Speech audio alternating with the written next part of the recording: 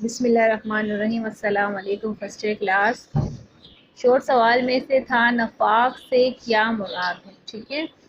آپ لوگوں نے کہا تھا کہ مس اس کا ہمیں جواب بتائیے گا، تو نفاق کی اصطلاحی تعریف میں آپ کو بتاتی ہوں۔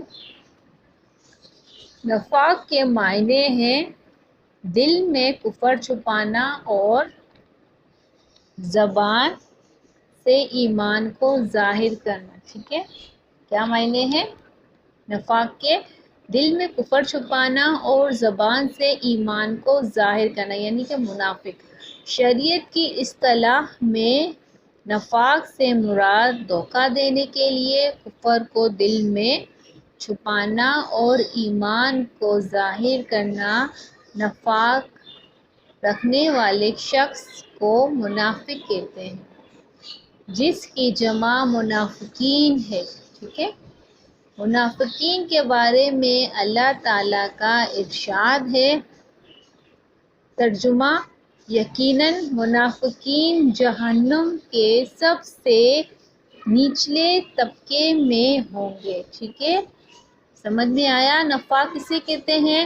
نفاق اسے کہتے ہیں جو بظاہر انسان دل میں کفر رکھے اور منہ پر یہ کہے کہ ہم ایمان لے آئے، یعنی کہ نفاق منافقین کی جمع ہے، صحیح۔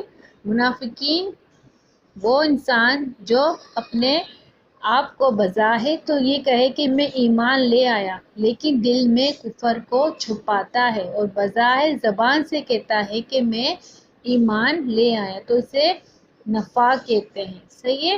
یہ شورٹ سوال میں امپورٹنٹ سوال ہے اور انشاءاللہ یہ ضرور آئے گا، تو آپ کو یہ یاد کر کے جانا ہے، ٹھیک ہے۔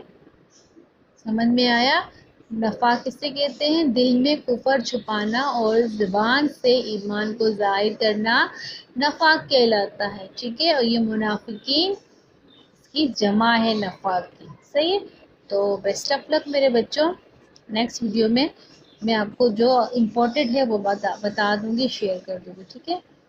بیسٹ آف لک، اللہ حافظ۔